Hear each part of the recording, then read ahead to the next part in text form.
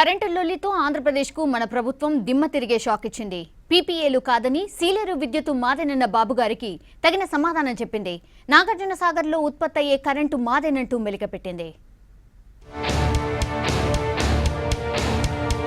Tit for tat, కుక్కకాటుకి చెప్పు దెబ్బలా ఎత్తుకు పై ఎత్తు వేసి ఏపీ సర్కారుకు దీటుగా సమాధానం చెప్పింది టీఎస్ ప్రభుత్వం.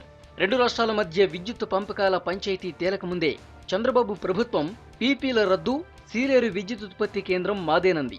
అందుకు కారణం ఆయా ప్రాంతాలు ఏపీలో ఉండటమే. అయితే అదే ప్లాన్ను ఇక్కడ అమలు చేసింది టీఎస్ ప్రభుత్వం.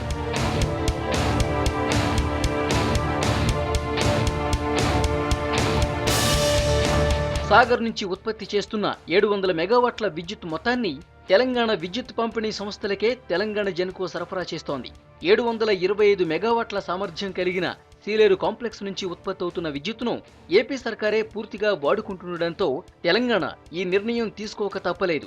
సీలేరు ప్రాజెక్టు కింద తెలంగాణకు రావాల్సిన వాటా ఇవ్వాలని దక్షిణ ప్రాంత విద్యుత్ నిర్వహణ మండలి ఆదేశించినప్పటికీ ఏపీ ప్రభుత్వం పాటించడం లేదని, అందుకే నాగార్జున సాగర్ నుంచి ఉత్పత్తి చేసే విద్యుత్తును తాము ఏపీకి ఇవ్వబోమని తెలంగాణ ప్రభుత్వం తేల్చి చెప్పింది.